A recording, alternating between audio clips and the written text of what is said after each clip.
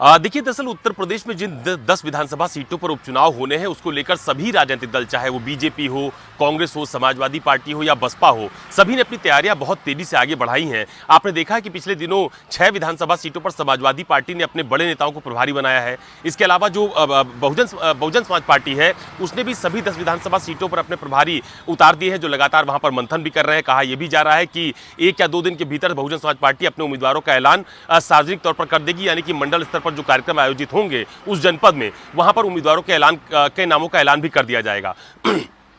दूसरी जो सबसे अहम बात यह है कि कांग्रेस और समाजवादी पार्टी के बीच अभी तक सीटों का बंटवारा तय नहीं हो पाया है, लेकिन मोटे तौर पर यह माना जा रहा है कि तकरीबन 2 से 3 सीटों पर कांग्रेस चुनाव लड़ेगी और बाकी सभी सीटों पर समाजवादी पार्टी अपने उम्मीदवारों के तहत चुनाव लड़ने वाली है। यानी इंडिया गठबंधन के तहत ही उत्तर प्रदेश में विधानसभा के उपचुनाव भी समाजवादी पार्टी और कांग्रेस एक साथ लड़ने वाले हैं। अगर आप बीजेपी की बात करिए तो बीजेपी ने अपने तमाम सारे मंत्रियों को 10 विधानसभा सीटों का जिम्मा सौंपा है, जिसमें खुद मुख्यमंत्री योगी आदित्यनाथ ने भी 2 सीटों पर जीत का जिम्मा अपने पास रखा है, जिसमें अयोध्या की मिल्कीपुर सीट है और अंबेडकर नगर की कटहरी विधानसभा सीट है। इसी के तहत जो दोनों डिप्टी सीएम है, चाहे ब्रजेश पाठक हो या केशव प्रसाद मौर्य हो, उनको भी 2-2 सीटों का जिम्मा सौंपा गया है। इसके अलावा संगठन के लोग अलग से उन सीटों पर अपनी तैयारियों में जुटे हुए हैं जीत को लेकर।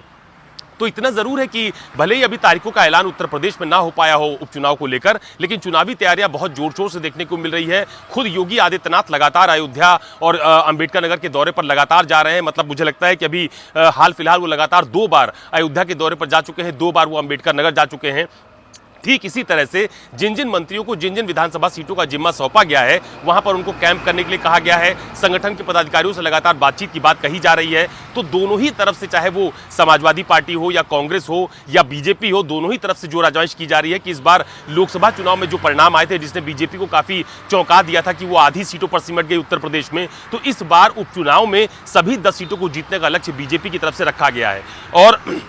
जो समाजवादी पार्टी है या कांग्रेस है, उसकी तरफ से भी लगातार यही कोशिश की जा रही है कि पिछली बार जब इन 10 सीटों में जो विधानसभा के चुनाव हुए थे, तो 5 सीटें बीजेपी के खाते में आई थी, यानी एनडीए के हिस्से में गई थी, और 5 सीटें समाजवादी पार्टी ने जीती थी। तो कोशिश ये की जा रही है कि इस बार उन 10 सीटों पर और बेहतर प्रदर्शन किया जा सके, ताकि समाजवादी पार्टी का एक जो पॉलिटिकल माहौल बनाने की कोशिश उनकी तरफ से की जा रही है, वो लगातार बना रहे। और इसीलिए खुद अखिलेश यादव ने भी संबंधित जनपदों के जो पदाधिकारी हैं, उनके साथ लखनऊ में बैठकों का दौर शुरू कर दिया है। तो उत्तर प्रदेश में भले ही अभी सीटों का बंटवारा ना हुआ हो, भले ही उम्मीदवारों की घोषणा ना की गई हो, लेकिन पूरी तरह से ये पॉलिटिकल पार्टीज इलेक्शन मोड में है, चुनावी मोड में है। लगातार दौरे और बैठकों का दौर यहां पर देखा जा रहा है। लेकिन हाँ, इंतजार हो रहा है कि जब तारीखों का ऐलान हो जाएगा तो उसके बाद जनसभाएं शुरू होंगी, कैंपेन शुरू होगा, और बड़े बड़े उम्मीदवार जिनके दावे किए जा रहे हैं कि किसको टिकट मिलेगा, किसको नहीं मिलेगा, वो भी तस्वीर हम लोगों के सामने नजर आएगी।